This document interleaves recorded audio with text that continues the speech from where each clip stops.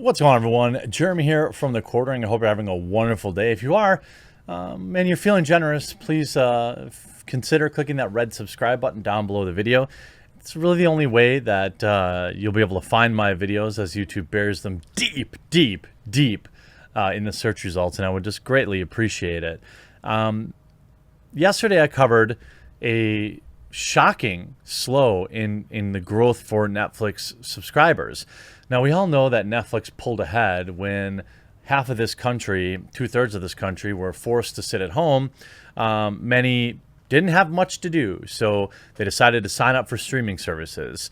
I would argue that, you know, a more tinfoily hat person would say that the launch of Disney Plus and the global lockdowns timing was extraordinarily fortuitous. But that's for a different video on a different platform. But Netflix itself has been watering down content for about 10 years now.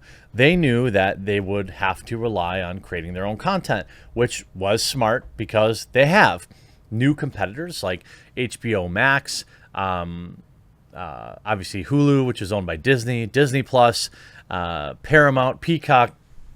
Everybody's taking their content back. So, for example, two of the most popular shows on Netflix for a very long time, The Office, The Simpsons, both removed. Actually, I think The Simpsons was on, it was on Netflix. Is that or Hulu? But Hulu's owned by Disney and they took it off. Either way, the devastating effects of just losing millions of people a day's reruns, background noise, like shows like Friends or The Office, that was what a lot of people were like exclusively using Netflix for. Now, in a report, Netflix is down nearly 500,000 subscribers in North America this quarter, leading to a stock to drop 5% on Wednesday, the company's biggest slide since its poor earnings report in last April. This marks the first time the platform ever has lost domestic customers first in 2 years. The Financial Times ran the headline, Netflix bleeds subscribers, says streaming platform's failure to meet analyst projections has investors jumpy. The California-based company predicted it would add 3.5 million subscribers in the third quarter, disappointing investors who were looking for a stronger rebound in the second half of the year. The outlet reported adding, analysts had forecasted that Netflix would add 5.9 million subscribers during the third quarter. In a shareholder letter, Netflix executives blamed their failure to meet the projections in the quarter on unusual choppiness in our growth and cited the lockdown, something CFO Spencer Neumann echoed on the earnings call. But CEO Reed Hastings had to assuage similar worries after disappointing numbers the previous April.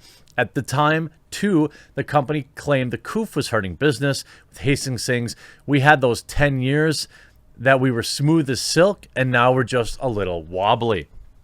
Well, I don't understand the logic behind blaming, having unprecedented numbers of people stuck in the house as a reason to not grow. Economically, were people cutting Netflix because they could no longer afford it? I mean, that's maybe an argument you could make. But I would argue that people are pretty attached to their television, like on the whole, just like Preparation H. And I'm not sure that there's a financial reason for cutting it. It was a quality reason. Netflix became worth significantly less when people's favorite shows were migrating to Disney Plus or to HBO Max. People were loving HBO Max's real-time release of Warner Brothers movies, where you could watch this brand new movie instead of paying an extra $30 like these idiots at Disney Plus charge.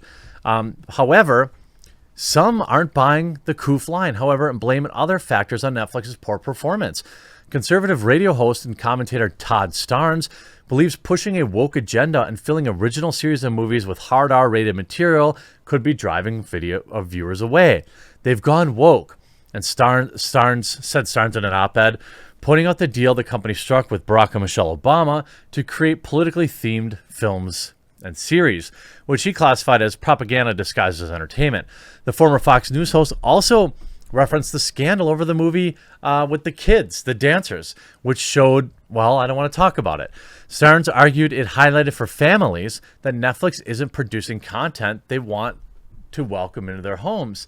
And this is actually a very interesting conversation piece because, yeah, there are still a lot of single people. There are a lot of people in their 30s, 40s, early 40s without kids that have Netflix and they watch some of the spicy stuff that's on there.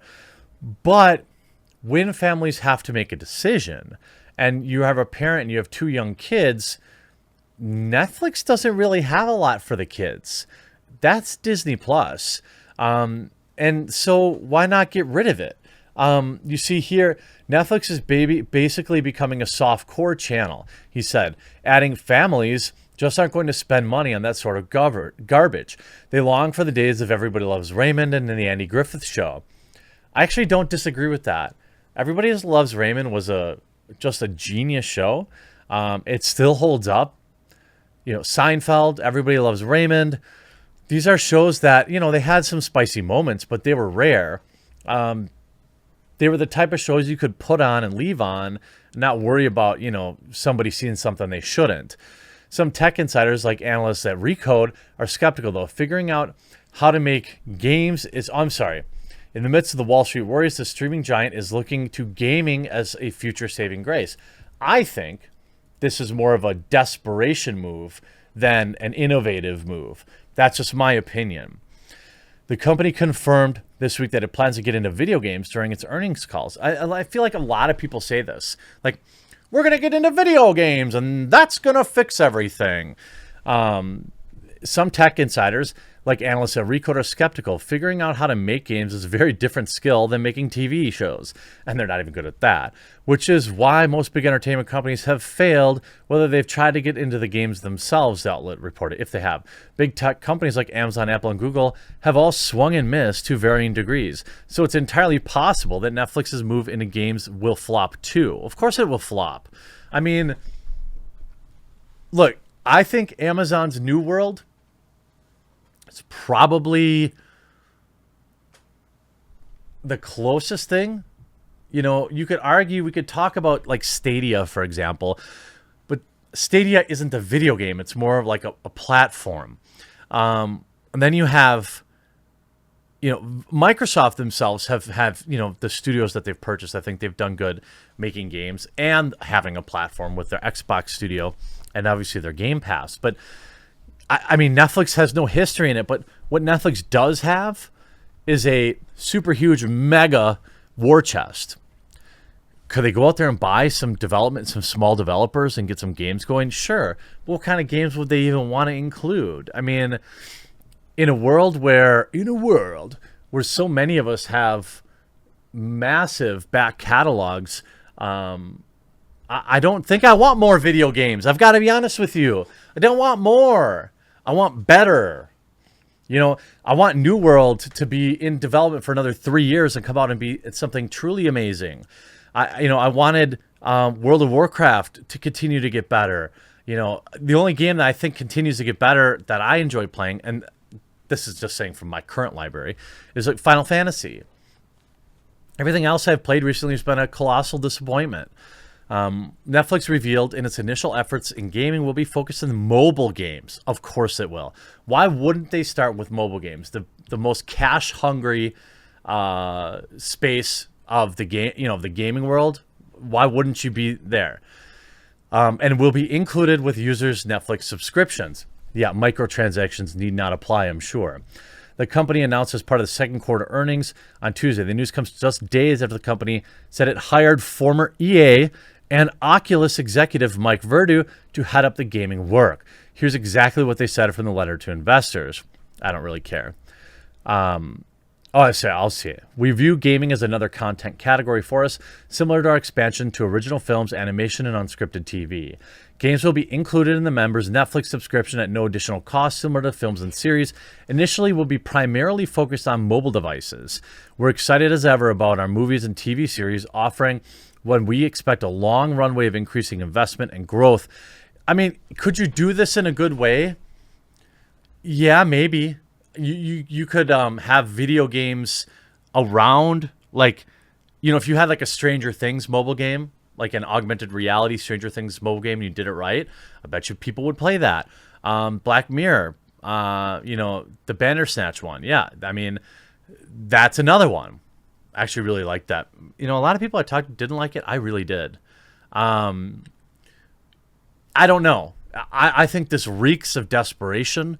I don't think that getting into video games is just a cure-all, the cure-all that they're hoping it will be. And you can see that their stock is down almost 6% in the last 5 days, and it's not getting any better. I don't think their investors are necessarily convinced either. But yeah, I'm not gonna shed a tear. I hate Netflix. Their content is garbage, and they ruin everything they buy with their Netflix adaptations. So I won't hate to see them continue to collapse. I hope you enjoyed this video. We'll talk to you again real soon.